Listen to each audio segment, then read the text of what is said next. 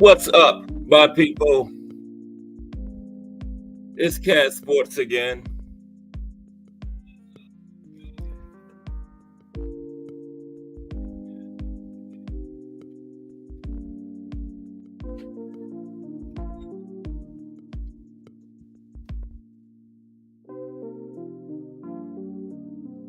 Now, this is a sports channel, so let's talk some sports. Now, as usual, before I get started, let me give a shout out to the JBT community. Just Boxing Talk. We're a group of people that just love to talk boxing. And we're always looking for others to join us. And you don't have to have a podcast, a channel, anything like that. The only requirement is you just have to love to talk boxing. Thomas Morris. What's happening? Coach Thomas Morris in the building. How is everybody today? We're back for another afternoon of Boxing Talk. Just Boxing Talk. That's all it is. Thomas Hill in the building.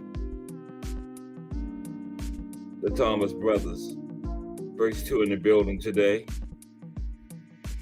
Coach Tapper Thomas and T. Hill. Good to see y'all. Just Boxing Talk. That's all it is. It's Monday. Start of another work week. Feels good to be at the crib, conversating with my people.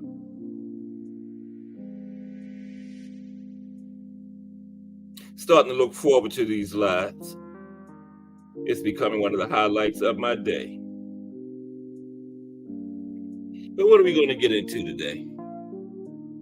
Did your teams win yesterday?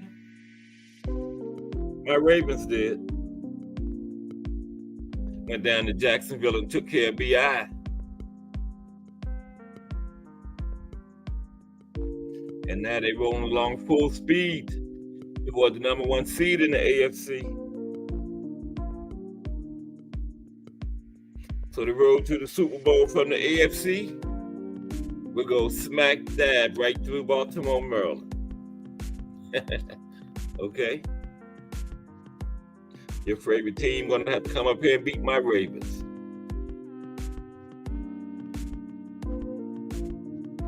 All right, so let's get into the show. Today we're gonna take a look at the Golden Gloves. History of it. Look at some of the Golden Glove type organizations they have in other countries. And the former boxer profile today will be arguably the best pound-for-pound boxer in history, Sugar Ray Robinson himself. Okay? So let's get into it a little.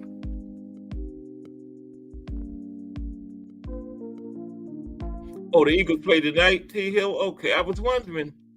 I didn't see anything about them yesterday. Who they playing?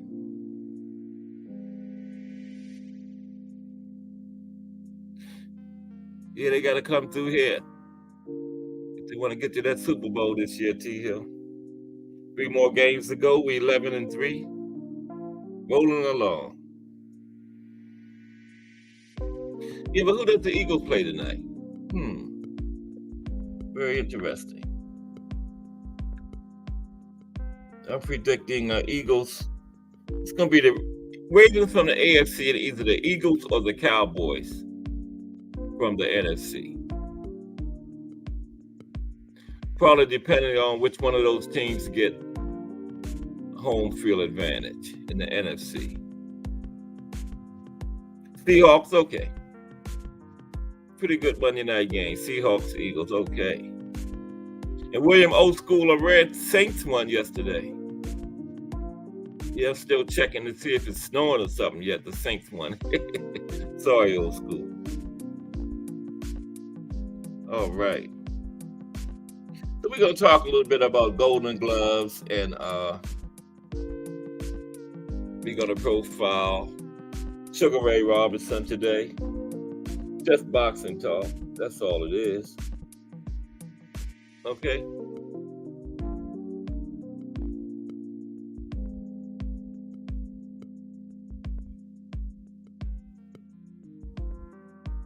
Eagles or Cowboys come out the NFC. The 49ers got that on lock. Okay. Yeah. Can't forget the 49ers.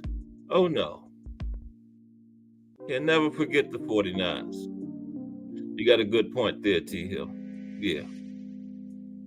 But they all playing for second place, you know. I think this is the Ravens' year. We kept Lamar healthy so far. And a healthy Lamar is a dangerous Lamar.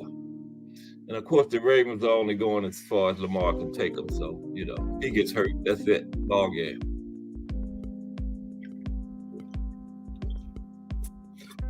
But so far, so good. Let me talk a little bit about the history of this Golden Gloves. Okay. All right. Golden Gloves. Okay. The Golden Gloves of America is an organization that promotes annual competitions of amateur boxing in the United States. Excuse me. Which winners are awarded a belt and a ring and the title of national champion. Okay. The organization currently owns 30 franchises. Hundreds of administrators, coaches, trainers, and counselors participate, involving gyms and programs in local and regional tournaments throughout the United States. And here, okay.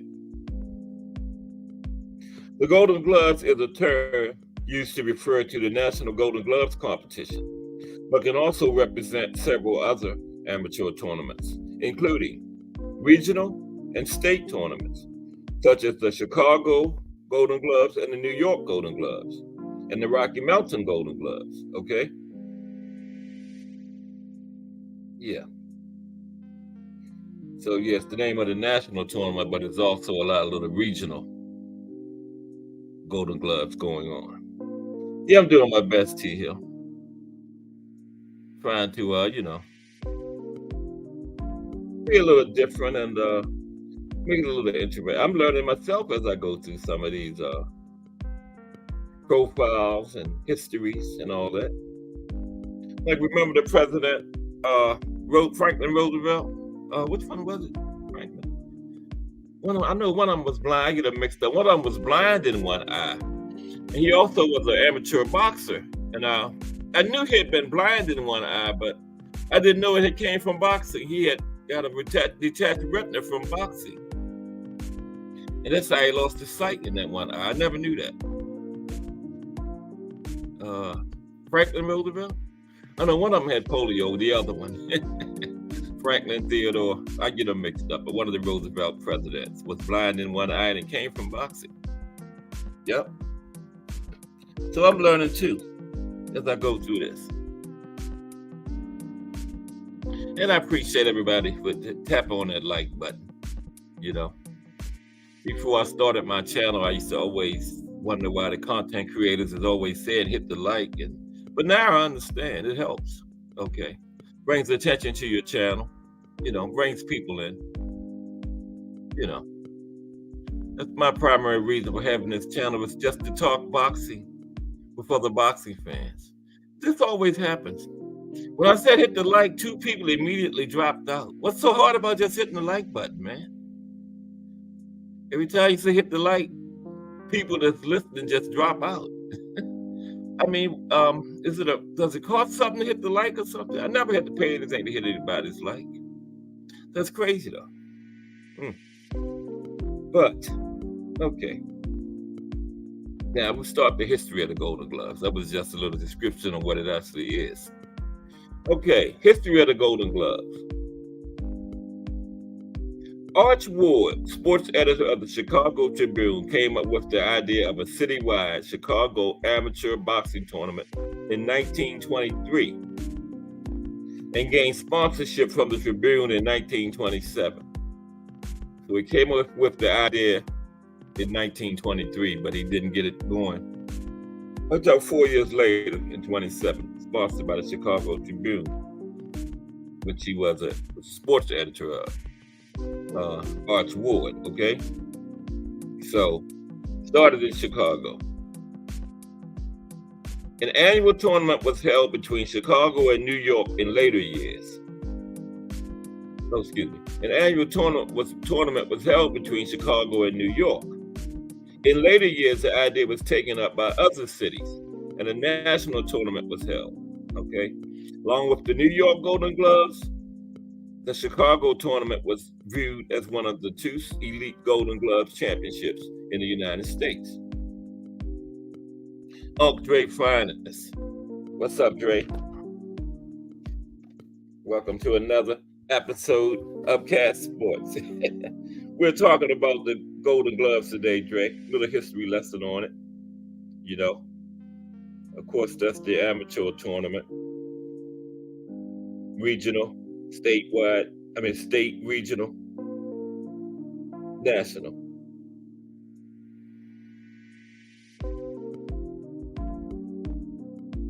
Okay. Now, along with the New York Golden Gloves, the Chicago tournament was viewed as one of the two elite Golden Gloves championships in the United States. Okay. Winners from selected states and regions headed to Chicago to meet in the Chicago Golden Gloves, while winners from other sections of the U.S. faced each other in the New York Golden Gloves tournaments. Okay. Now, champions from the Chicago tournament went on to face champions from the New York tournament in the Intercity Golden Gloves tournament, and thus the Intercity Golden Gloves served as the national tournament of champions, held in the Square Garden, Chicago, and Chicago Stadium. Okay.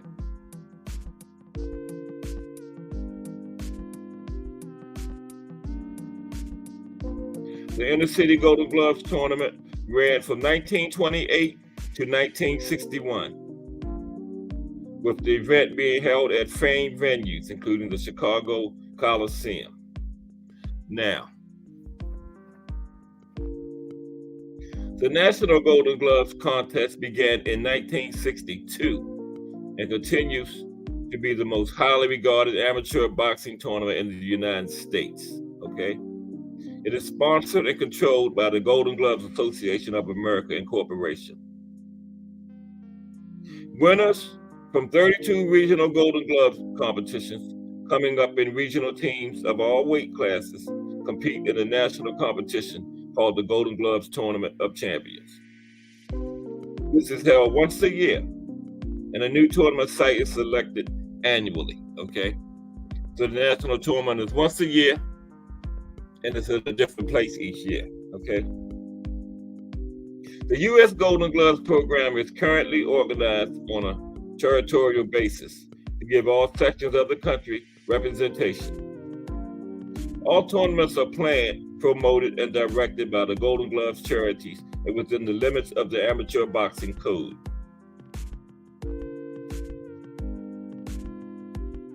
Many amateur Golden Gloves participants went on to become professional boxers, including Joe Louis, Muhammad Ali, Joe Frazier, Barney Ross, and Iran Barkley. Okay, so some big names came through the Golden Gloves. Okay?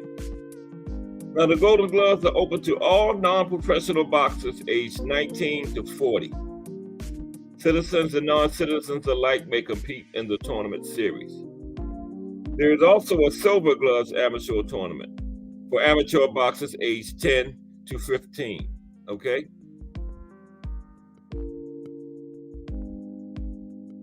Now, to compete nationally,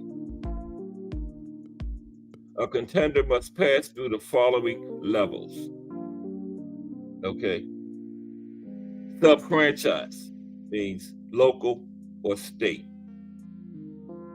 Franchise is regional, like a certain section of the country.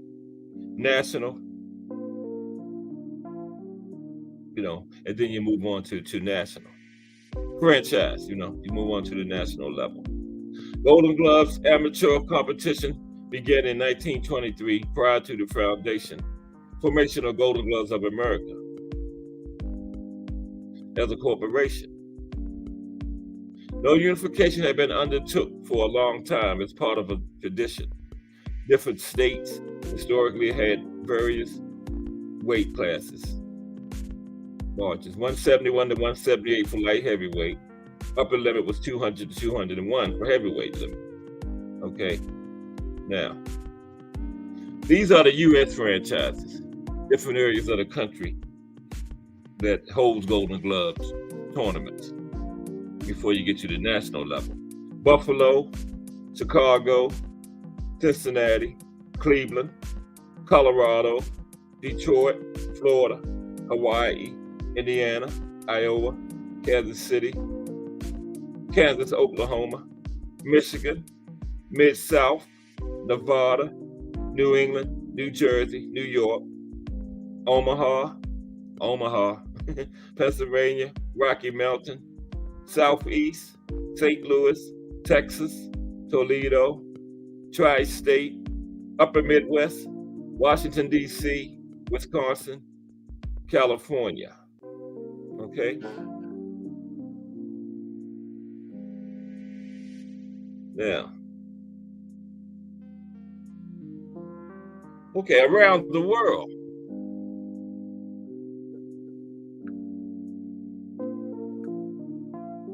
Other countries have similar amateur boxing awards, such as Mexico's Guantes de Oro. That means gloves of gold in Spanish. Okay.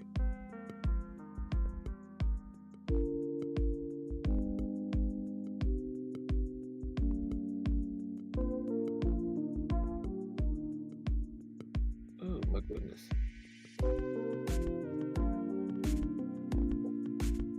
Missed up.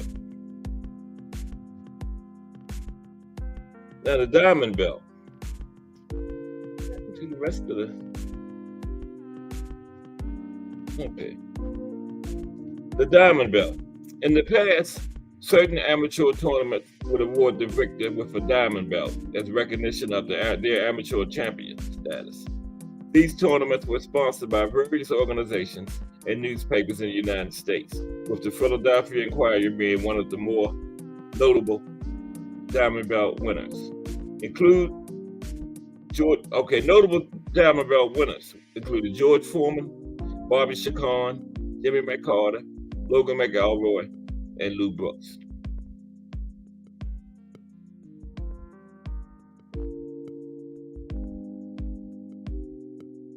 Now, the Amateur Golden Gloves tournament in British Columbia, Canada, has been a regular event since 1939. The first BC Golden Gloves champions were Alan Dunn, Bob Hickey, Travis Lee Pine, Eric Burnell, Henry Devine, Kenny Lindsay, Phil Vickery, and Wayne Morris.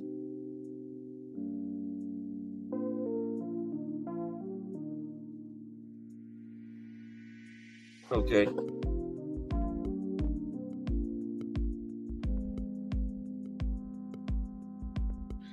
Okay, let's hold on for 1 second, please. Oh yeah, you're okay, Dre. I wasn't paying attention. You wasn't that late. I'm just getting here myself. Okay. From time to time, there have been special tournaments or regional Golden Gloves tournaments. One that operated from 1954 to the early 60s was the Vancouver Island Golden Gloves. The first Vancouver Island Golden Boy was Victoria's Burt Wilkinson in 1954. Some of the history was documented in various issues of the Vancouver Island Boxing News in 1983 and the BC Amateur Boxing News between November 1983 and January 1986. A poster of the 1954 tournament and a photo of Burt Wilkinson were recently used in a video for the induction ceremony of the Greater Victoria Hall of Fame. Okay. So that's a little history of the Golden Gloves. Now we want to talk about Sugar Ray Robinson a little bit. Now, I was thinking everybody wants to see Tank and Devin, but who, okay, 2024 is coming in here. What's the fight that you would like to see the most, other than Tank and Devin? Okay, put it in the chat. Any fight other than Tank and Devin, because everybody wants that one. I would like to see.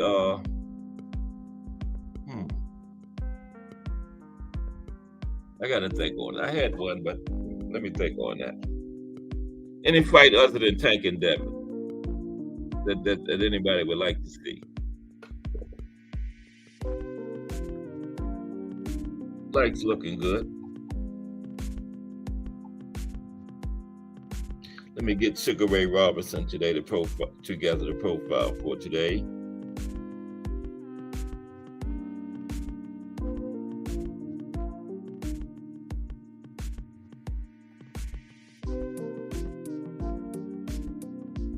Tank versus Shakur, that's a good one.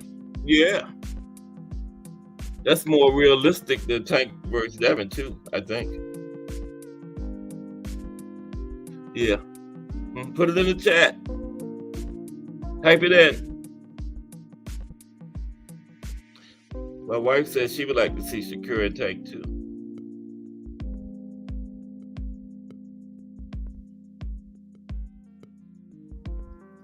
Yes. Who is yes?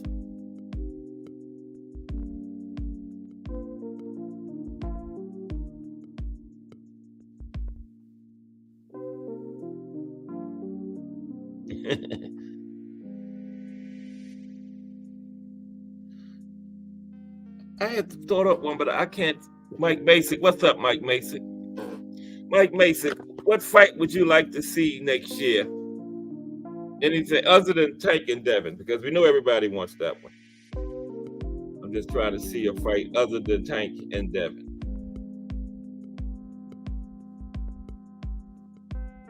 Who would you like to see if you had to pick any fight for 2024 other than Tank and Devin?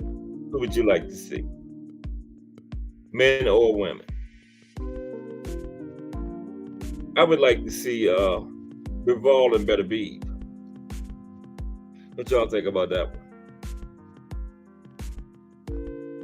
Bivol versus Better Beeb. Tank and Shakur? That's 3 on Tank and Shakur. Wow. We had Dre Finest, Victoria Thomas, and Mike Basic, all said Tank and Shakur. Interesting. And that's more realistic than Tank and Devin too, I think.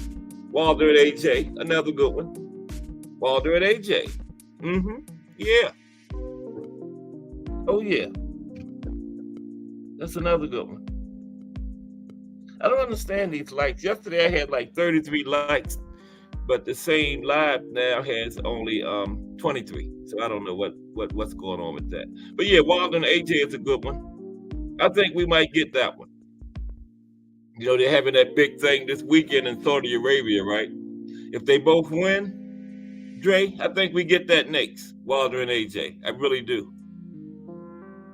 If they both win, I think we're getting that next, Wilder and AJ. Yeah. Yeah.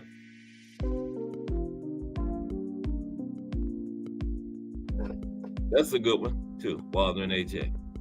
Mine was Bivol and Better Be. Come on, Thomas Hill. Who would you like to see other than Tank and Devin? In a minute, we're going to talk about Sugar Ray Robinson. Arguably the greatest fighter ever. A lot of people think he's the best pound-for-pound fighter ever. That's who the pound-for-pound was first invented for, Sugar Ray Robinson. Yeah. Yeah. I just think Shakur and Devin is much more realistic than Tank and Devin because of the weight, man. The weight differential between those two guys is just too great. I don't think they will ever fight. You know, how are they going to fight at people saying 137, 138 catch weight, and then they're saying the fight next summer? If Devin have trouble making 140 now, how is he going to make 137, 138 next summer? No way. No way. So maybe we don't get that fight. Maybe we don't get it. Plant versus Maul. Yes. Good one. How about this one? Think about this one. David Morrell versus Christian and Billy. How about that one? Winner get Benavidez. David Morrell versus Christian and Billy. Morrell just fought yesterday, Saturday, and Billy fights January. Something. First couple weeks in January. Fighting on that Better Beam card. Me neither, Dre. I don't think Tank and Devin is ever going to fight. I don't think so. The weight is just too much, man. Tank ain't coming to 140. Devin is not going to want to have a which one, Mike? Billy and Morrell? Yeah. Devin don't want a rehydration clause. You don't want a little guy like Tank fighting some Devin coming in as a super middleweight by the night of the fight, you know? That's what he was against Regis. Super middleweight is 168. He was 165. I mean, they might as well just do away with the weight classes then. You're going to have a lightweight fighting a super middleweight, right?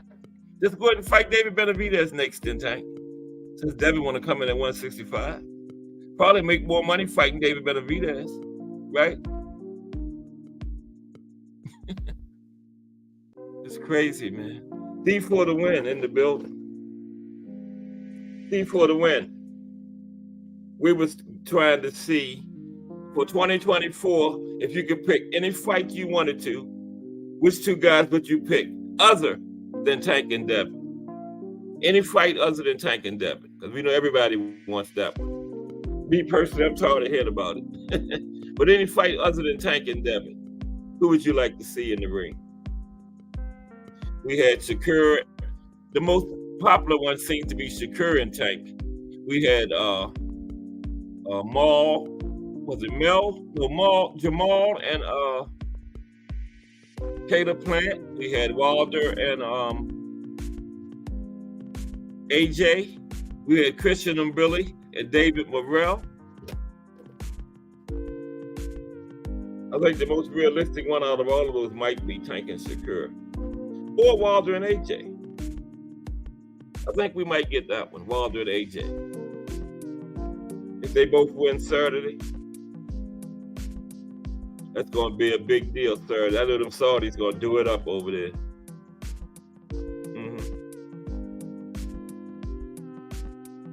Yep. We're going to get to Sugar Ray. I just thought that was a good little question to ask about that. What fight would we like? Morrell and Benavidez, okay. Okay, D for the win. Morrell and Benavidez, good one, good one. Tank and Loma, yeah. Good one, Dre. Yeah. Yeah. That would be number 2 on mine. My number 1 was Bivol and Benavidez, Tank and Loma. Yeah, we need that one. We need that one. But you notice one thing? Loma was calling out Tank when he knew Floyd wasn't going to put him in there. But since Tank left Floyd, have you heard Loma say Tank's name? Nope. Nope. Because he knows Tank is available there. He knew Floyd wasn't doing that. Floyd had the blueprint. But now, when Loma knows it might happen, no, he's not calling out no Tank. He's fighting George Kambosos next. George Kambosos.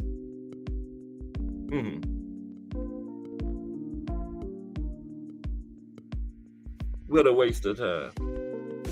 Loma and George Kambosos. Wonder who's gonna win that. Come on, man. George Kambosos don't stand a chance.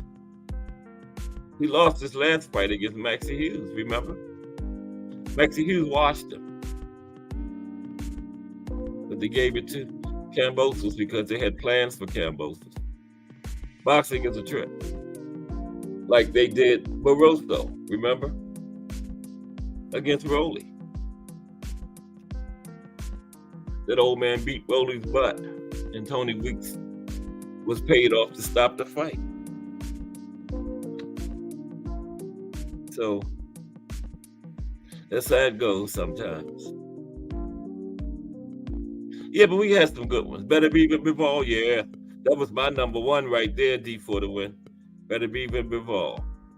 So we got Better Be Bivol. Tank and Shakur seemed like the most popular one. Jamal and Caleb Plant, Christian Umbrelli, and David Morrell, Tank versus Loma. Those are some good ones. And we could possibly get all of them. And I like talking about fights. And we didn't even have this, no Tank and Devin. Okay, so it's a lot of good fights out there. Tank and Devin don't have to fight.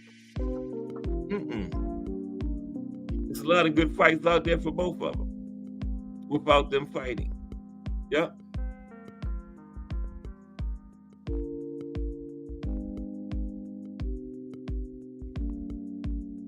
Yeah, Dre, he beat Rolly. He should have that belt right now. But you know, he's in a title eliminator next month for the WBA, so he might get another shot at Rolly. Gary Russell versus Inouye. Okay. D for the win. Gary Russell versus Inouye. Inouye might throw a shutout. They forget it. D for the. I got Inouye stopping him. Gary Russell. Yeah. I got Inouye stopping him. Tim Layton. Is Tim Layton in here? I didn't see his name. I see you spoke to him, Dre. Is Tim Layton in the building? What's up, Tim Layton? Oh, there he is. What's up, Tim? I didn't even see you come in the door. How you feeling? Tim Layton was under the weather yesterday. Glad to see you back with us, feeling better. Tim Layton Pound, JBT. Just boxing talk. That's all. I'm just trying to let a few people get in here before I go into this good biography on Sugar Ray Robinson. Well, that's okay. Not too bad today. Good, Tim. Great. Sugar Ray Robinson, arguably the best pound-for-pound fighter ever. The fighter who the pound-for-pound list was invented for. Sugar Ray Robinson. Okay, Tim. This is what we need from you. We need, what fight would you like to see in 2024 the most? And you can't say Tank and Devin, okay? Drop it in the chat, Tim. Any fight, if you can make any fight, you're a promoter and you can make any fight you wanted to in 2024. But it can't be Tank and Devin, okay? Who would you like to see? Inouye, yeah, Lamont Roach, okay. That's the one that just took the title from Hector, right? Before the win, Lamont Roach. O'Shaquie, yeah. O'Shaquie versus Lamont Roach, good one, man. Y'all coming up with some good ones. Yes, that's a real good one, D, for the win. So, you know, O'Shaquie is fighting somebody in February, but it's not one of those other champions at 130. I was hoping he would fight one of those guys. That would be O'Shaquie and Lamont Roach. Yeah, I would love to see that. That might be number 3 on my list. Mine was number 1 was Better Be Bivol. Number 2 was I think number 2 was Tank and Loma. O'Shaquie and Lamont Roach would probably be my 3rd choice. Yeah, they could unify. Right. What's up, Mike Ryan? Yeah. That's who I was hoping. That's what I thought Shaq was going to do, but he went in the other direction. I forgot who he was fighting, but it's not one of the other champions over there. Yeah. I thought him and Joe Cordina was talking. Okay, we got another Tank and Loma. Tim Layton, Tank and Loma. Okay. That was my second choice, by the way, Tim. Tank and Loma. Loma get his send off. Yeah. You get a nice bag. Get on pay-per-view. Because Loma, as good as he was, as long as he been fighting, he don't have that many pay-per-views. Was him and Devin pay-per-view? That's the only pay-per-view I can ever really remember Loma being on. Isn't that odd? As good as he was, and as long as he been fighting. I think, am I right or wrong? Was Loma and Devin pay-per-view, first of all? Anybody know? Because I really can't remember. Lomachenko and Devin, was it pay-per-view? Okay. D150K. Okay, D for the win. Thank you. Now, that was Loma's first pay-per-view, though, wasn't it? I can't remember him doing any other pay-per-views. And that is really odd. As good as he was and as long as he fought, I can't remember him being on any other pay-per-views other than that Devin one. Yeah, that was it. Right. Yeah. Yeah. Yep, that's the only one. Ain't that odd? Wow. And him and Tank would do big. They would do more than some 150. And that'll show those people right there who the man is. Tank and Loma. What y'all think that is, about 500? Tank and Loma? Am I too high? 500K? It's Tank, you know. And Loma is a name. Like Tim said, Loma's send-off fight. Loma's cash-out fight. Tell me that was wrong. Do Loma like that. Oh, man. Rolly Barroso rematch. Yeah. Okay. Yeah, I will. Yeah. Yeah, Tim, good one. Because Barroso deserved that. Oh, you took the words out of my mouth, D, for the win. Yeah, Barroso deserves that. He should have that belt right now. He should have that belt right now. Yes, he should. Because Tony Weeks cheated. And I always said Tony Weeks was paid off because he's too good. He's an excellent referee to make a bad call like that. No. Not Tony Weeks. Earl Spence said it himself when he was talking about that fight. He said how good of a referee Tony Weeks was. Okay, and that's a fighter said he was an excellent referee. And that ain't me. Okay. And so for him to make a mistake like that, you know, Jay Hardcore in the building. What's happening? Jay Hardcore. Excellent show this morning from the Hangout. I was in there. And, you know, we got Jay Hardcore coming up again tonight at 8. He spins the block on us. Hey, Jay. This is what we were doing. We're going to get into Sugar Ray Robinson in a moment, but I was saying, if you were a promoter, you can make any fight in 2024. What fight would you make? And it can't be Tank and Devin. Cannot be Tank and Devin. You can make any fight you want. You too, Remo. In 2024, you're a promoter. You can make any fight you want from the Remo Promotional Company. But it can't be Tank and Devin. Okay?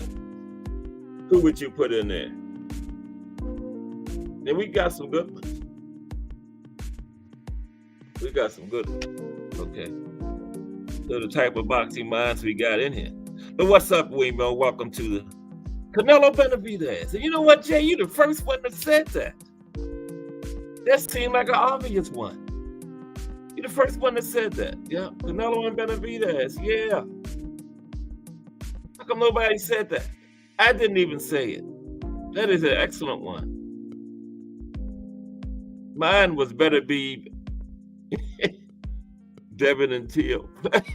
I should have knew it, Remo. I shouldn't even had to ask you. Plant and Charlo. Should have knew that one. Charlo and Charlo. No, Remo. We ain't gonna get that one. Charlo and Charlo. That's a good one though, yeah. Well, you're the promoter. I told you you can make any fight you want to, so you want to make Charlo and Charlo. Okay. Yeah, Plant and Charlo. I should have knew that one though. Yeah, that's a good one though. Two good ones. Plant versus Charlo, Charlo versus Charlo. Duvall, yeah. That was my first one, Jay. Duvall versus Better Be, yeah. That's the one I want. Or how about this one? Morrell versus Billy. How about that? Morrell versus Billy. My wife said Tank versus Shakur, and a couple other people. I know Gray Finer said Tank versus Shakur too, and somebody else said Tank. I think it was Tim. Was it you, Tim? Matthias versus Haney. Yes, for the win. Oh man. Matthias versus Haney. Good one. Man. Y'all keep one. I'm not gonna get the Sugar Ray Robinson. Good one, deep for the win. Matthias versus Haney. Yes. I think the USA needs to start stacking cards like so. Yeah. Oh, that is a stacked one, Tim. That is a stacked one. Aunt McQueen in the building. What's up, Aunt McQueen? Aunt McQueen. Aunt, what fight would you like to make if you were a promoter? What fight would you like to make next year in 2024? You can make any fight other than Tank and Devin. Any fight except Tank and Devin. What would it be, Aunt? And we got some good ones. Shakur versus Andy Cruz. Oh yeah, Jay. Yeah. Jay, you make me think of something. Keyshawn versus Andy Cruz. But Shakur versus Andy Cruz is a good one too. Keyshawn versus Andy Cruz. How about that one? Yeah. Yeah. Keyshawn versus Andy Cruz. Tank versus Loma. Put Shakur and Pitbull on the co-main. Yeah. Only one problem with that, Tim. Pitbull ain't doing that. But it's a good thought. It's a good thought. Pitbull wants Gervonta Tank Davis and nobody else. He took a chance with the guy in July, forgot his name, and didn't look too good. Almost messed the bag up. So Pitbull only wants Gervonta Tank Davis. Shaqy Foster and Edward. Oh, good one, Ed. Shaqy Foster and Edward Vasquez. Yes. That would be a good one. Yeah. Shaqy and Vasquez, yeah. Yeah. Yeah, D for the Winston or Shaqy and Roach. The one that just got, that would be a unification. Yeah. Vasquez is the one that just lost to Codina, yeah. And he fought it was a very good fight. Yeah. Vasquez has earned another fight like that with the performance he had against Codina. Yeah. All good fights. All excellent fights. Man.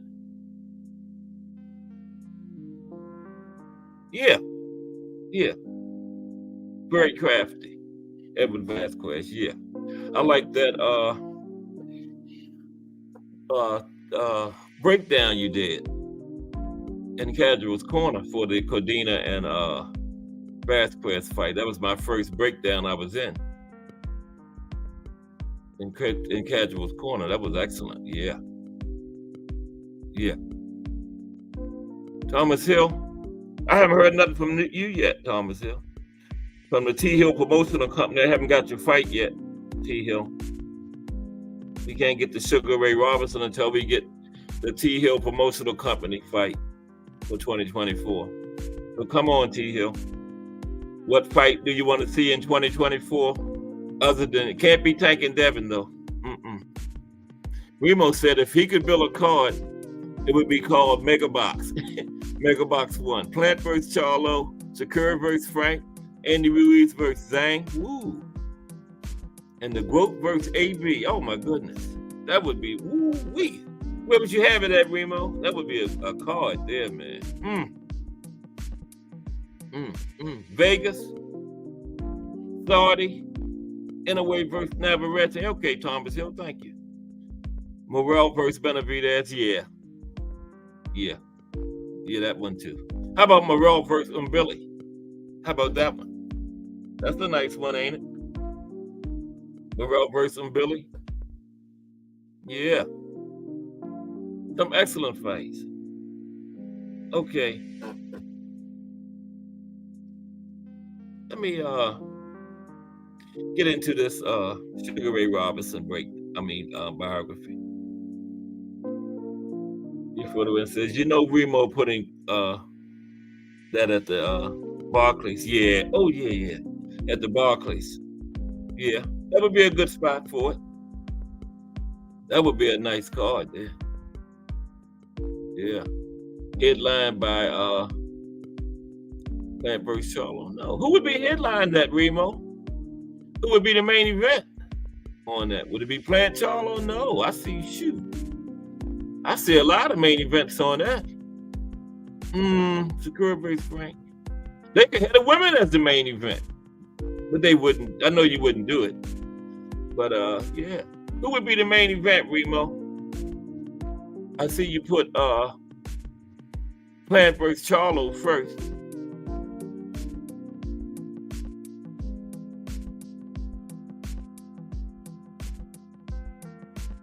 Yeah.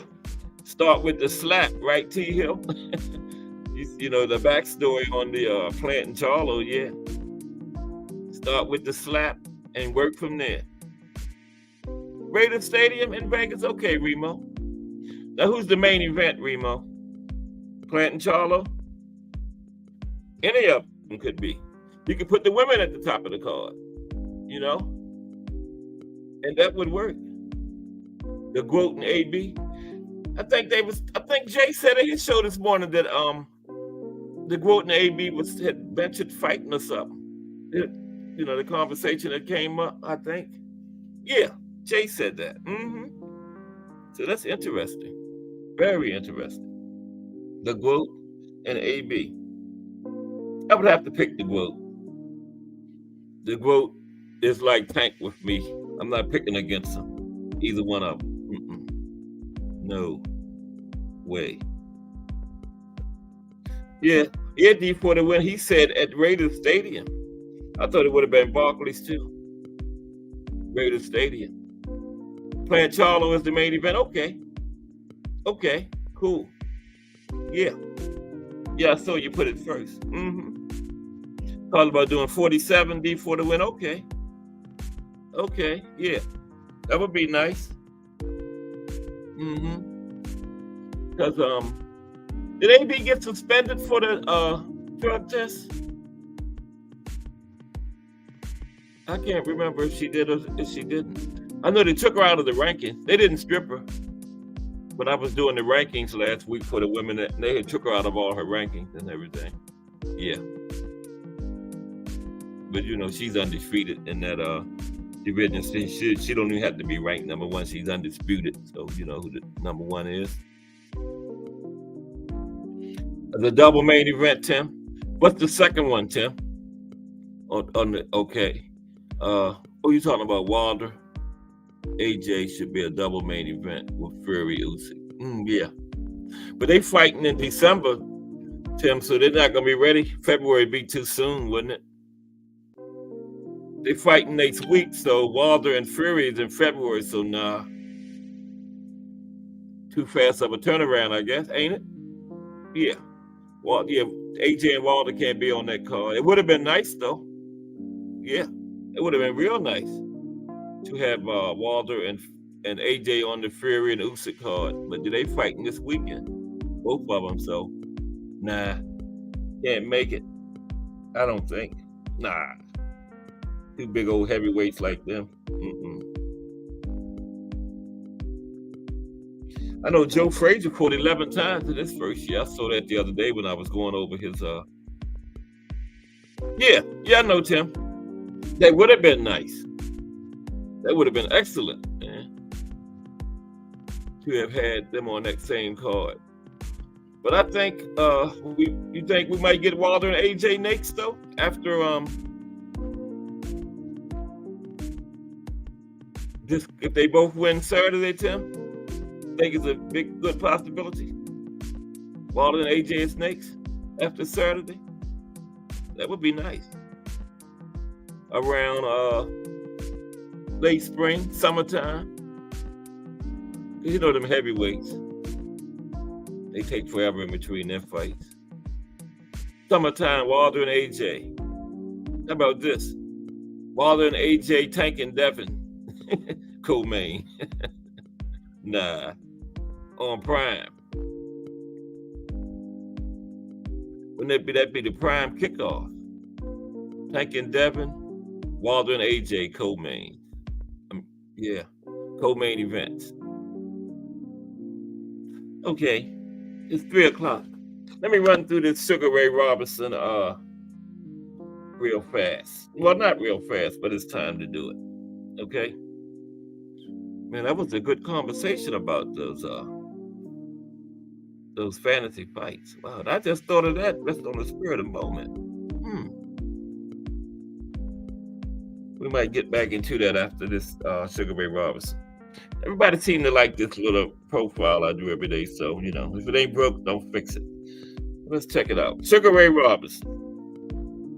Okay, and I'm still reading comments. Tim said, I was reading March 9th, Wilder versus AJ. Really? Uh-oh. No, I didn't hear that, Tim. That's news to me. March 9th? That's about right, yeah. They fight next week. March. Doable, yeah. Take a little break. Then go back in camp. Yeah. That would be nice.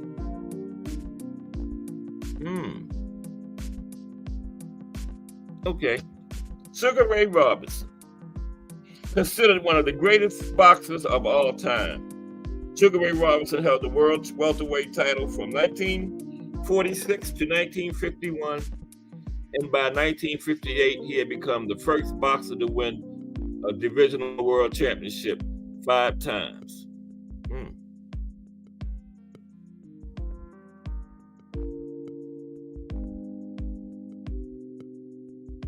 Okay.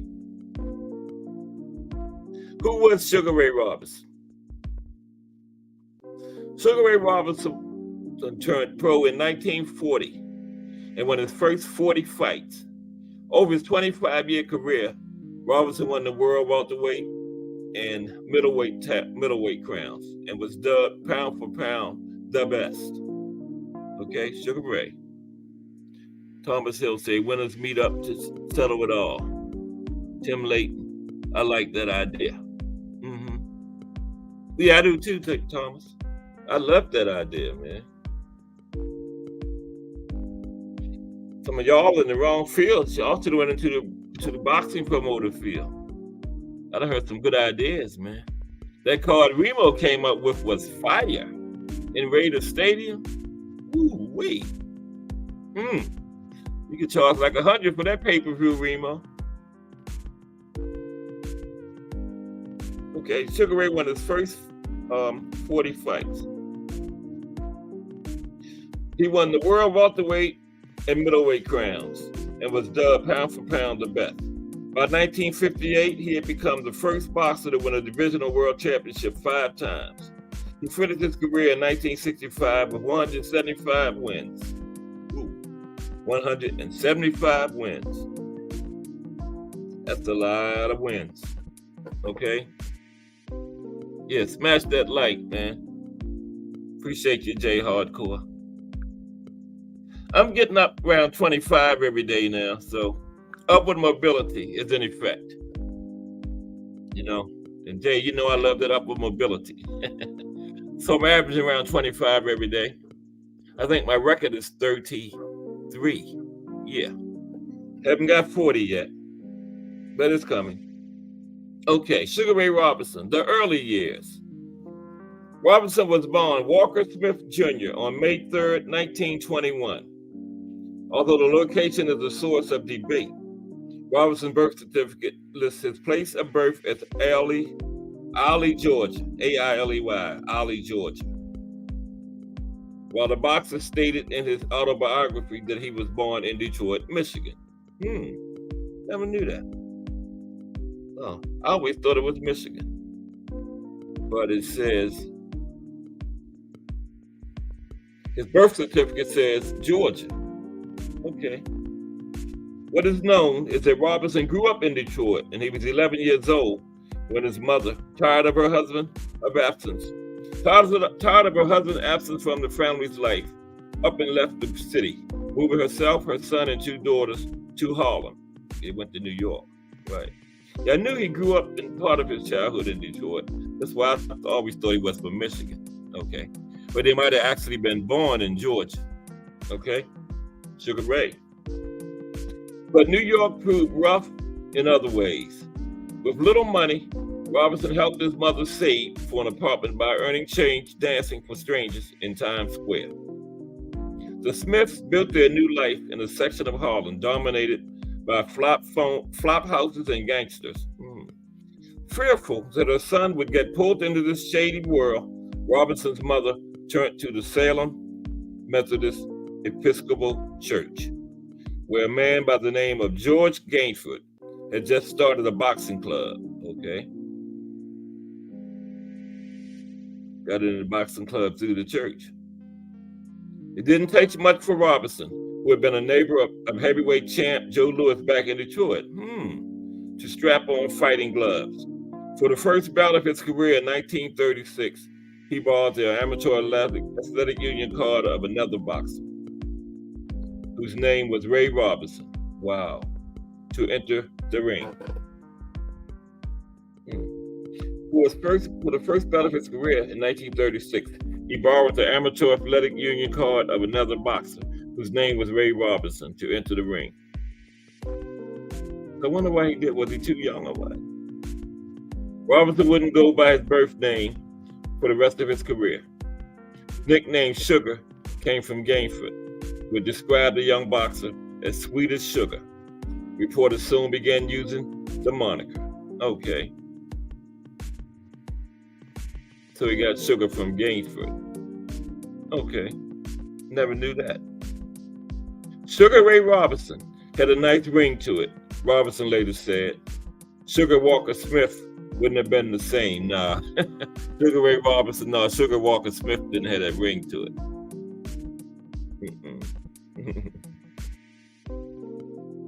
The young boxer quickly moved up the ranks. He won his first Golden Gloves title, featherweight, in 1939, and then repeated the accomplishment in 1940. He turned pro that same year, 1940, okay. Pro career. In a career that spanned 25 years, Robinson amassed 175 wins, 110 knockouts, and just 19 losses. That's 194 fights in all. He should have got to 6 more and made it to 200. But 175 wins, 19 losses, 110 knockouts. Incredible. Wow. Incredible record. Robinson began his career with an astonishing 40 straight victories and was called the uncrowned champion by boxing fans on account that the mob, with whom Robinson refused to play nice with, denied him the chance to fight for the world welterweight title until after the war. When Robinson finally did get his shot at the belt in 1946, he took home the crown with a unanimous 15-round decision over Tommy Bell.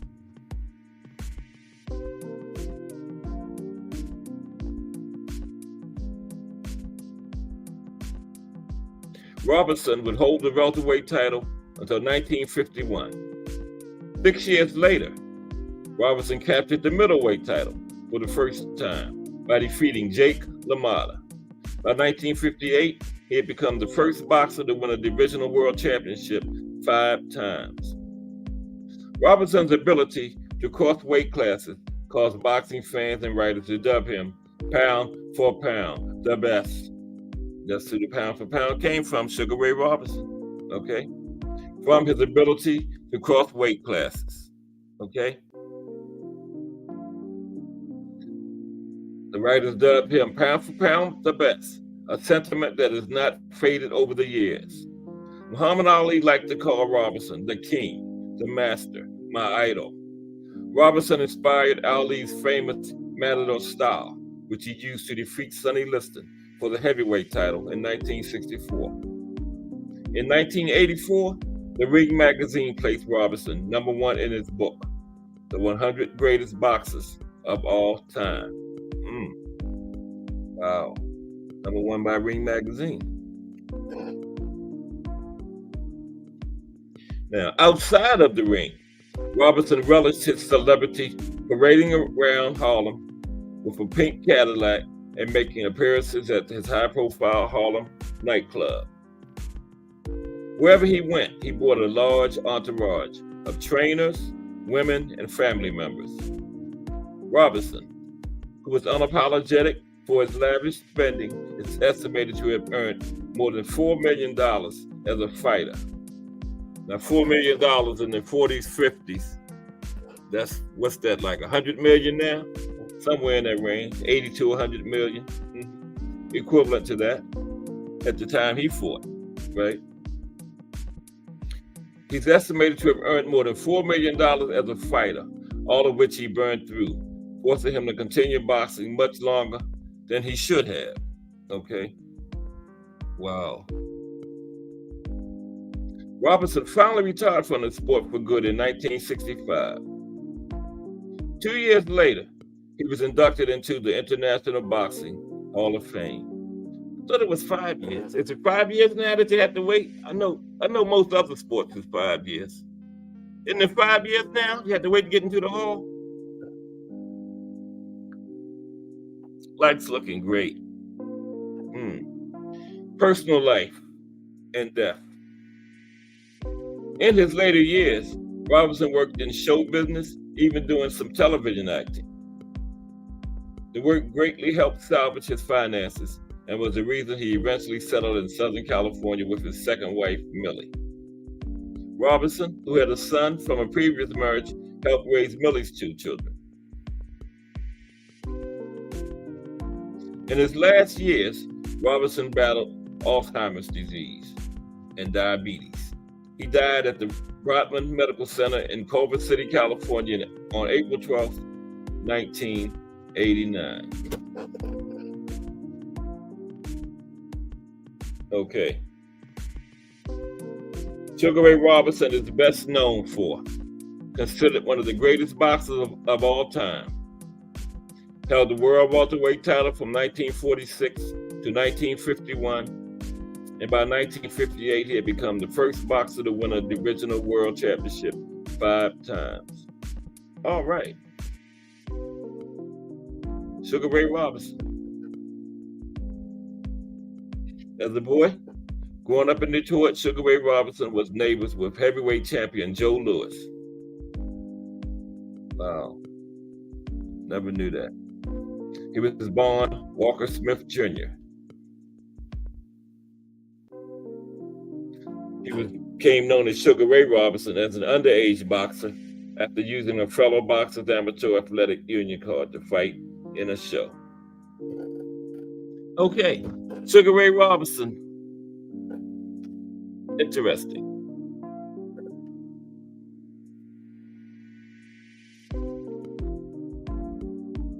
Okay. That is our profile for today. I'm going to put the link in the chat in case anybody wants to come up and chop it up for a little while. Let me see. I got to find it. And by the way, tomorrow we will take a look at who will we take a look at tomorrow? The Brown Bomber, Joe Louis. Okay?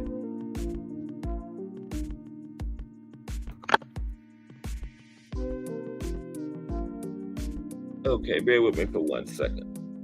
Today is the 18th. Ooh. Like my phone.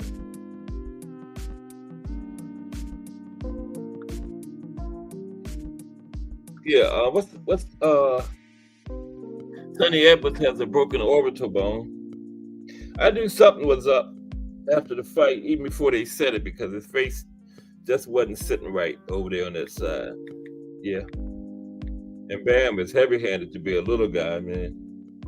I remember in the later rounds at the end of the fight, you could see the blood spraying off of Edwards' face every time Bam hit him.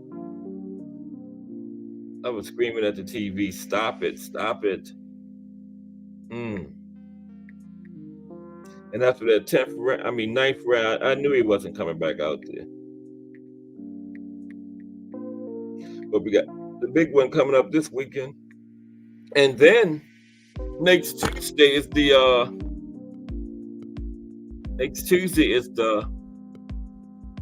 undisputed between Monster and Marlon Tapales. Yeah. So boxing is going out in style. But we heard nothing for the 30th. Next Saturday, the last Saturday of the year. We don't have any fights for the 30th, anybody? I checked the schedule, I didn't see anything for that. So I guess the next one will be the following Saturday. I think it's Virgil Ortiz. Starting the year out this time. And it's come back at 154. Anybody know if we got any fights on the December 30th? The final Saturday of the year? Here comes the link. I didn't put the link in yesterday. IG. We got Just Do Boxing today, I think at 4. I know his son was sick yesterday. He didn't come on. So I haven't heard from him today. I may text him in 15 minutes or so to see if he's coming on. Okay, there we go. Yeah, let me check that. Because I don't think we have anything scheduled for the last Saturday, the 30th. I know we got the big one from Saudi Arabia Saturday. And then we got the Monster and the undisputed fight with Marlon Tapales on Tuesday. You know how they do in Japan. Tuesday is their big fight date over there. So then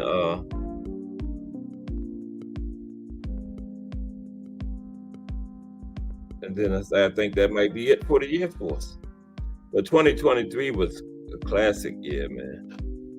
And 24 ain't starting out too bad. I always look at the schedule from bad left hook. They're pretty good. Everybody mighty quiet. Did I put y'all to sleep with the breakdown on Joe Louis? No. We don't have anything on December 30th. Wow. Isn't that crazy? After the unification, after the undisputed fight between Inoue and Tapales on the 26th, the next fights we have is January 6th. Well, we got Pro Box. We got Pro Box on December 27th, of course. So that's something, I guess. Then the next card will be Virgil Ortiz. Big Watch Barroso's on it. Honor Barboza. Derby Dagger Yanchenko. Yeah. So that'll be that. I know y'all heard about what's his name asking for boots. We were talking about that in the hangout this morning. The guy that beat Berto Saturday, Guerrero. Yeah, he said he wants boots. You beat 40-year-old Andre Berto, so now you're supposed to fight Boots next. He probably can't. I can't think of anybody in the welterweight division he can beat.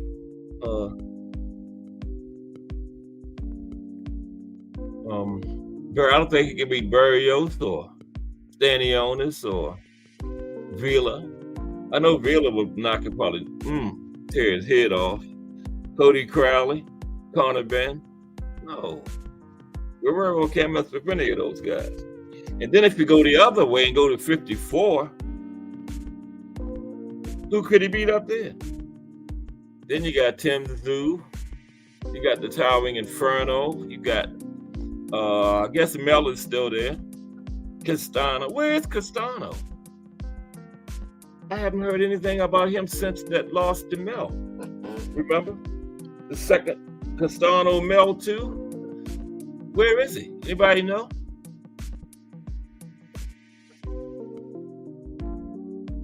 I sure don't. That says Wilder promises a reckoning for Parker, and he's eyeing the Joshua fight.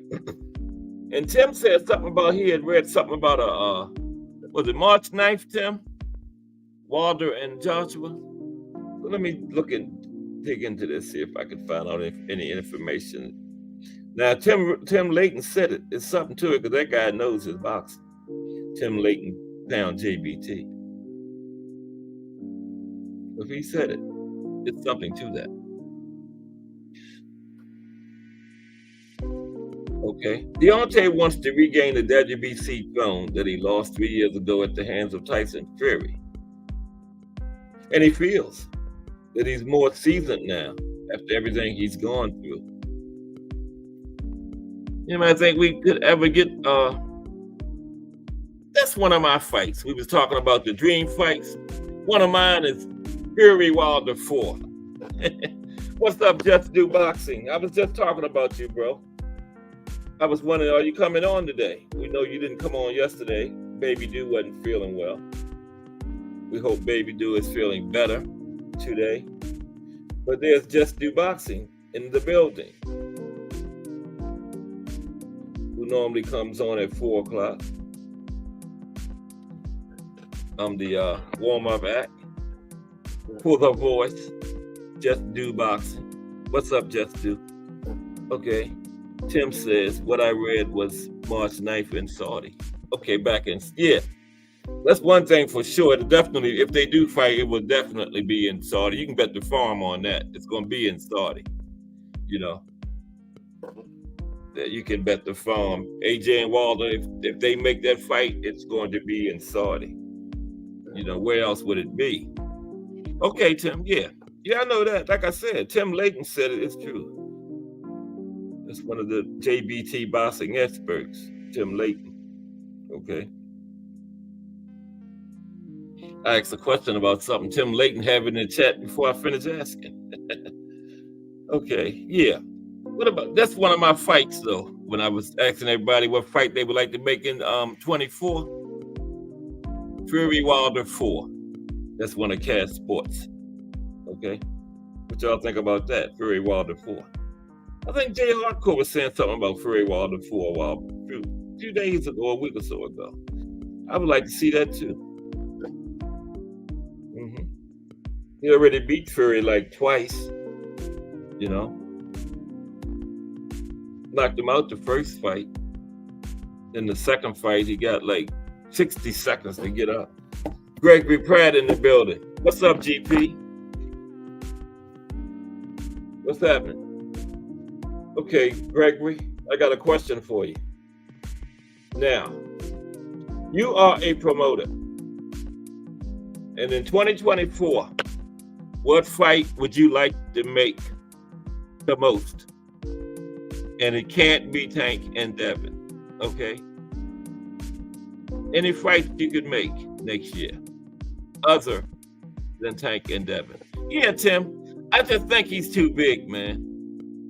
Now, Usyk, like I said, he can box, good IQ, great feet,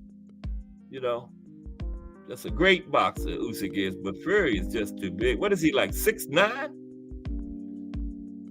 He's just too big for Usyk, man. Okay, Jay says Baumgartner and Shields. Okay, good one, Jay. Good one. Didn't you say this morning, Jay, they was talking or something about fighting? I thought I heard you say that this morning.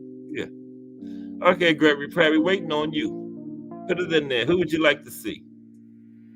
Just don't put Tank and Devin in there because we know everybody want to see that one. Yeah, but Wilder, yeah, I was reading about Wilder. I was digging into this March 9th thing that Tim was talking about. Let me see. Okay. I'm almost to my regular 25. I'm averaging 25 likes. We got 24.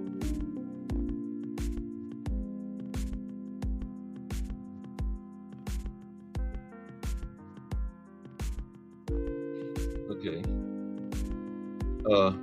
Deontay wants to regain the WBC throne that he lost 3 years ago at the hands of Tyson Fury. Well, he's going to have to go through Fury or Usyk to do that. You know, we will know after February, what is it, the 20th, Fury and Usyk? And he feels that he's more seasoned now after everything he's gone through. Fury used leaning, wrestling, and rabbit punches, on a stationary Wilder to knock him off his throne. Wow. Wilder's 43-2. 42 knockouts. That is a great knockout rate. 46 fights. Let me see what that is. 46 fights. 43-2, 46. I had to use my fingers. Here's my calculation. 46 fights, 42 knockouts. What is that? 420 divided by 46. Woo! 91%. That is 91% knockout rate for Deontay. Oh, better be. Yeah, that was mine, Gregory. GP, that's my first one. Better be even Bivol. Good one. Good one. Yes. That's the one if I was a promoter and could make any fight, that would be it for me too, GP. Yeah. Better be even Bivol. Excellent one. That's the one I want to see. Oh, man. Man, look at the amount of people in here. Am I still in Cash Sports? Did I wander onto somebody else's channel or something? Wow, we. Well, hello, everybody out there. Welcome to Cash Sports. I wasn't sure I was in the right place. Upward mobility. Okay. Now, Wilder says he feels fresh and rejuvenated since he came to Saudi Arabia. He's been sparring 23 to 35 rounds and preparing for his 12-round battle against Joe Parker. Parker's 33-3, 23 knockouts. But Wilder has a 91% knockout rate. That is great. Come on, can we get that one more like to 25? Now, some people would argue that Wilder has only fought one round in the last 2 years since he lost to Fury, right? He should feel fresh. But is that good, though? One round in, what did I say? 2 years? Because he fought Fury, what was that, 21? Yeah. And it's over 2 years because it was like October or something like that. So, yeah, he's fresh, but wow. Nothing takes the place of actually being in there doing it, you know. I don't care how long he's been sparring.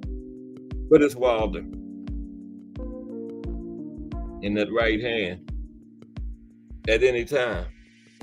Can end any fight. Right? So, we will see. Now, it's important that Wilder win this fight against Parker, as he needs a victory to potentially face AJ, right? Because, they both got to win.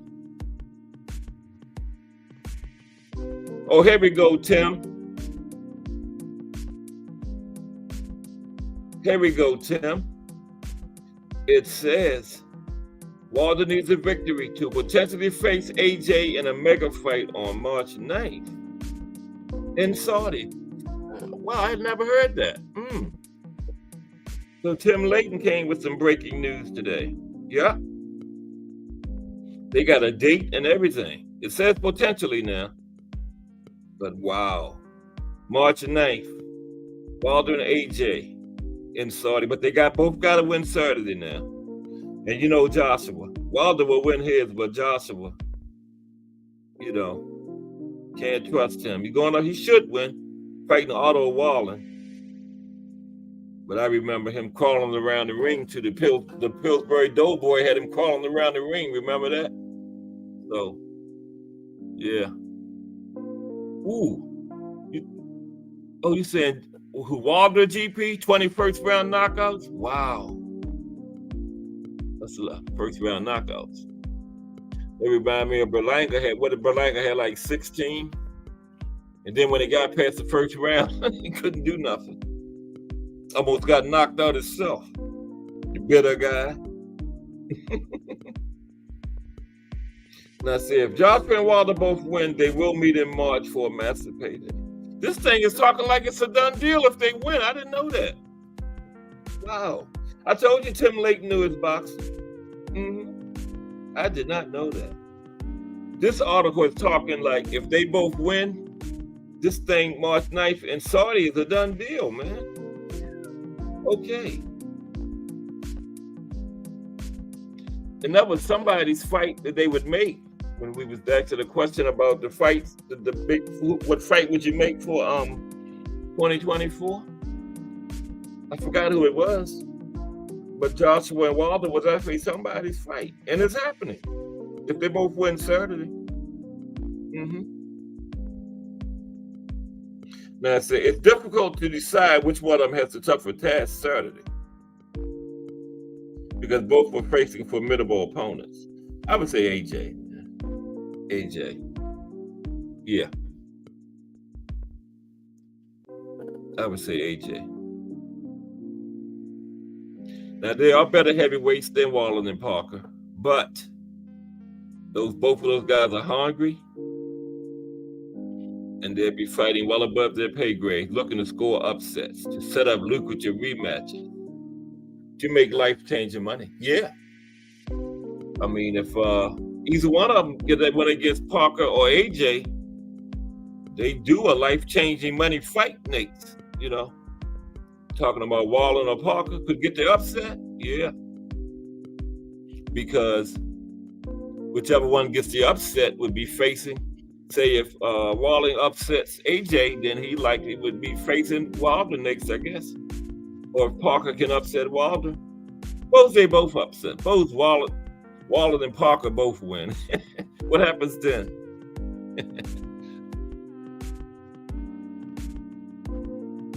Yeah, I think so, Tim.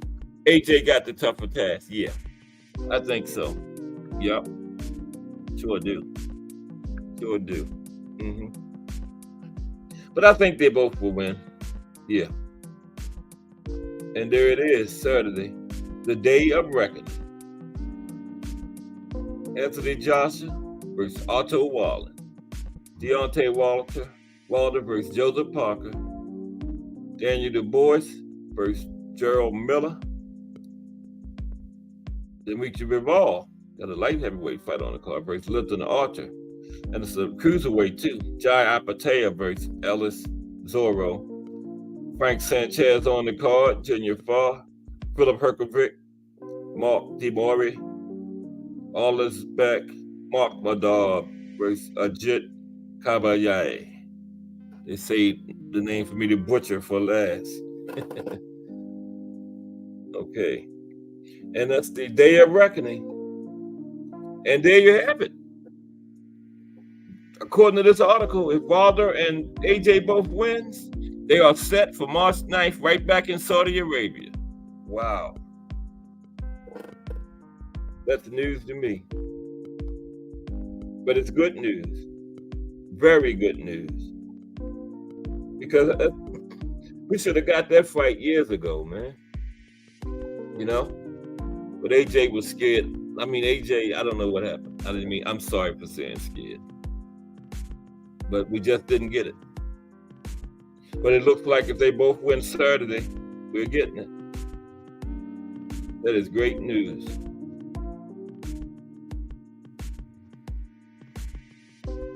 Yeah. And like I said, when I make my next pound for pound list, Bam Rodriguez is on it. I don't know who's coming off, but Bam is going on. Maybe Lomachenko. I think I had Lomachenko at 10. Yeah, he'll probably come off. Yeah. You got to put Bam on there now, man. He dominated another champion in a unification fight, broke his orbital bone. Okay, dominated him. And it says in the heavyweight world, Lord of the Flyweights, Bam Rodriguez stands tall. Yeah. And the next fight, he wants to fight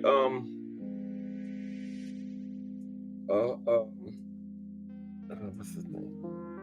Juan Francisco Estrada. And that would be at junior bantamweight, which Bam has been up there before. I think he had a belt at junior bantamweight one time, if I'm not mistaken. Did you know that, Tim? Didn't Bam have a belt at junior bantamweight? The class up from where he is now? Because he's at flyweight. I think he did. I know he fought there before. I think he dropped his belt and came back down because Chocolatito was there. And him and Chocolatito always made the vow they wasn't going to fight each other, remember? And then they was saying something about Chocolatito this morning. I thought Chocolatito had retired. They really did. But he's still around. Man, I'm stuck on that 24 likes. Do I have to call somebody on the phone and tell them hit the like so I can get my 25? No. How did I get back to that? There we go. Take a look at what Bam Rodriguez is talking about. Just going over that article about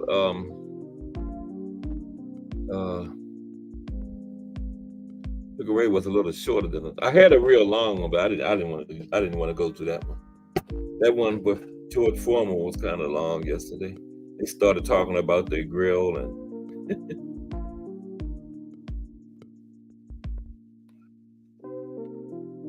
what's my phone doing, man?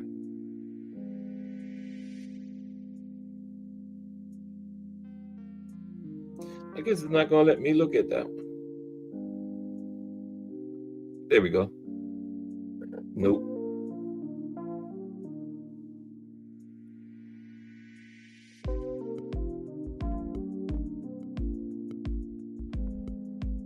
And yesterday I saw this article where what was the guy named Agbico, the one that Morrell beat? It's saying something about Morrell might be on PEDs because Morrell didn't take the test. I don't know the exact story, but it's a fine time to start saying that. The fight is over now. That just sounds like a sore loser type situation to me. You're going to wait till the day after the fight, after you get knocked out, then you're going to accuse the guy using PEDs. Why didn't you make sure he took the test then? Why didn't you push for the test before the fight? You know? That just sounds kind of lame. You start making accusations like that the day after the fight, after you done got knocked out. You know what I mean? It sounds weak. Well, would David Morrell need PEDs to knock him out?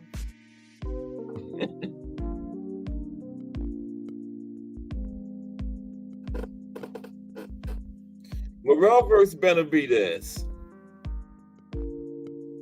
Amateur pedigree versus pro experience. Can the Cuban crack the code? Bob Santos trains David Morrell? No, he was just talking about it. Okay, I didn't think so. I didn't think so. I don't like Bob Santos. He talks a lot of trash. Trainer Bob Santos says David Morrell's amateur pedigree in Cuba makes him more ready to face 10-year pro David Benavidez. You know, and all these people keep saying he's ready. I say put him in there, right? the guy has a regular belt, let him fight. But Benavidez is trying to get Canelo. But Canelo's short list was Munguia, Maul, and Crawford. And Munguia's fighting somebody next month. But he still would have time to make Cinco de Mayo. And isn't that something? The three names I just said on Canelo's short list, none of them have ever fought at 168 before. How does this guy keep getting away with this? We was talking about that in the hangout this morning. You know, I rant about Canelo all the time, man. It just gives me a headache. This one guy keeps getting away with this. Bud Crawford didn't even have the IBF belt 6 months and got stripped. 2 out of Canelo's last 3 fights were against guys making their debut fight at 168. Had never fought there before. Triple G and Jermel. Then you got the guys that fight there, sitting there watch you drag all these people up from other weight classes and fight them. People talking about you have earned the right to do what you want to do. Come on, man. No. It's not right. Now, Bob Santos points out that David Morrell's long amateur career facing high-level opposition has given him better experience than professionals. That's interesting. Bob Santos, pretty good trainer. He says that Morrell's long amateur career facing high-level opposition has given him better experience than a lot of professionals with 20 fights against weak opponents. That's very interesting. Yeah. And I can understand what he's saying. Coming out of the Cuban boxing school, the amateur pedigree that Morrell has puts him ahead of Benavidez with 28 fights. Now, I don't agree with that.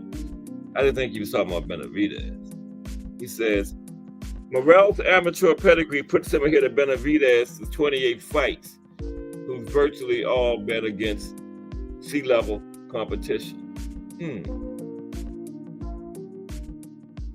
Wow. The 25-year-old Cuban protege, Morrell, wants Benavidez next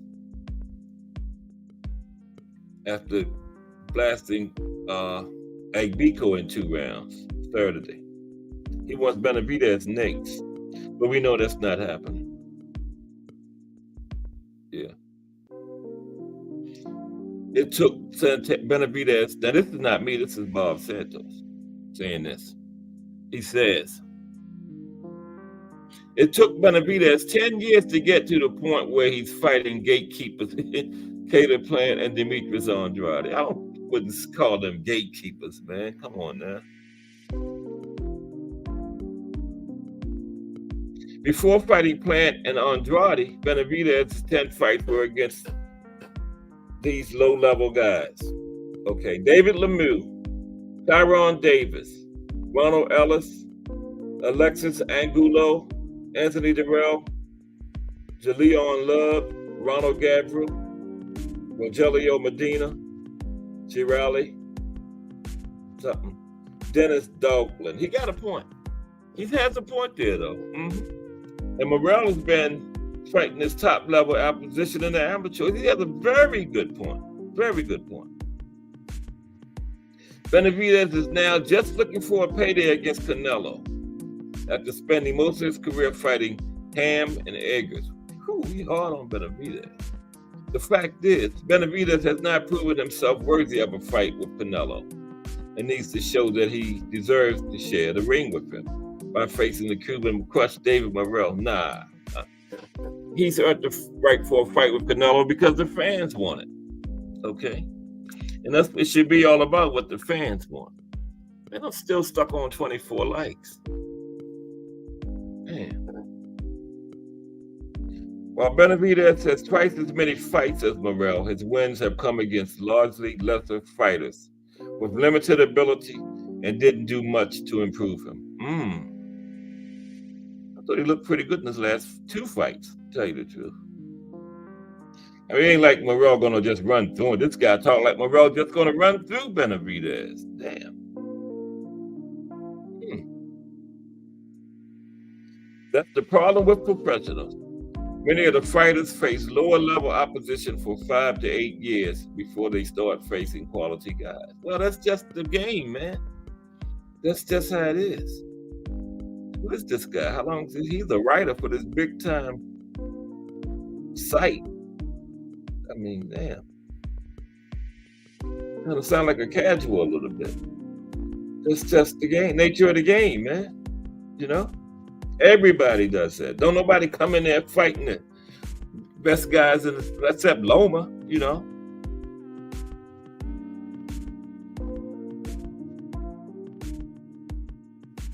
Yeah. Many of the fighters face lower level opposition from 5 to 8 years before they go. Yeah. 27-year-old Benavidez is an extreme version of that. He's only now started facing decent opposition in the 10th year in the professional ranks. I say put Morrell on in there, man.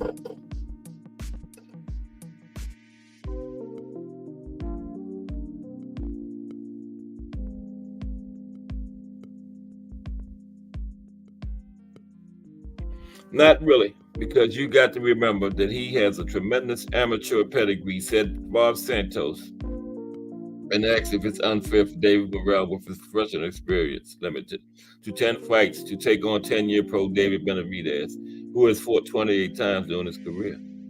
Hey, put him in there. That's what I say.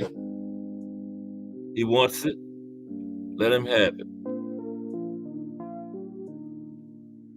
What do I have? All Warriors in here? Stuck on 24 likes for the last half hour. But it's all good. Appreciate everybody stopping by. And we had a very interesting conversation about, well, not really dream fights, just who we would like to see fight in 2024.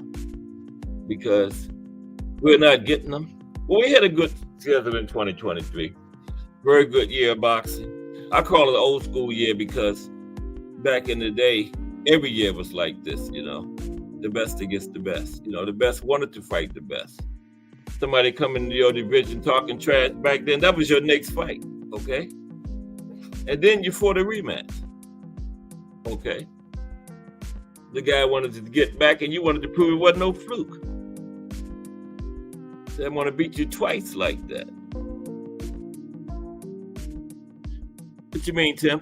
Slugfest. Wilder and who's the same height? You talking about Wilder and AJ? Or you talking about one of the fights this weekend?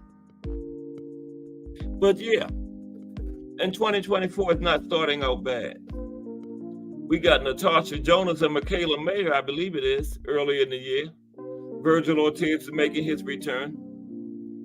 Heavyweight undisputed. And, you know, it would be very good for boxing to have an undisputed champion at heavyweight, you know. Having a heavyweight undisputed and in good shape like that will be nothing but positive for the entire sport, okay? And we're going to have that in February. Then we're going to have AJ and Wilder in March, if they both win Saturday. And maybe Fury Wilder 4. Wouldn't that be something? Okay. Wilder leads at 2-1 after the first 3 fights. I'm going to do like ESPN do. Just make up shit. Remember they had Loma undefeated? So Wilder is ahead 2-1. So him and Fury, you know, Wilder Fury 4. Well, he should be anyway. But yeah, I'm looking forward to 2024.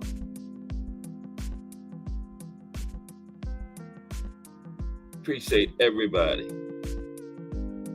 Because like GP was saying yesterday, everybody in this chat could be somewhere doing something else.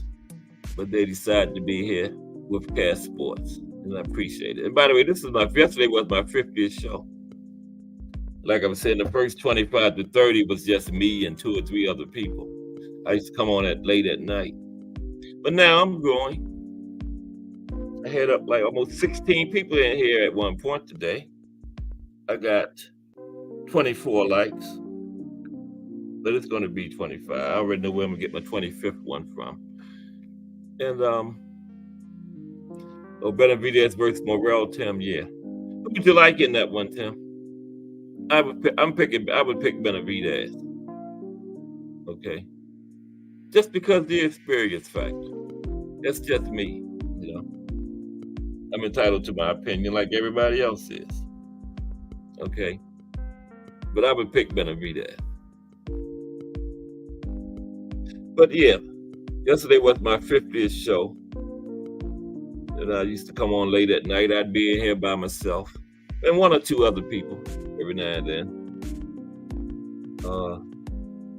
J Hardcore was around then. Great Finest. Thomas Hill. GP. Tim Layton always been around. Glad to see Tim Layton feeling better. And 351. Just Do Boxing is coming up next, I think. I forgot to ask him when he was in here. But I got to get out of here at 4 anyway. If Just Do wasn't coming, I would love to stick around, but I got to go. But it's been another good show. Because of my great supporters. Okay. Yeah, Just Do Boxing coming up at 4 o'clock today. Okay. Yeah.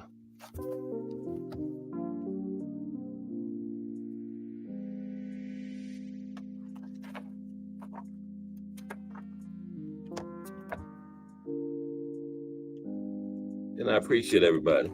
Yeah, Tim was talking about Morrell versus Benavidez. Maybe we'll get that fight next year, you know?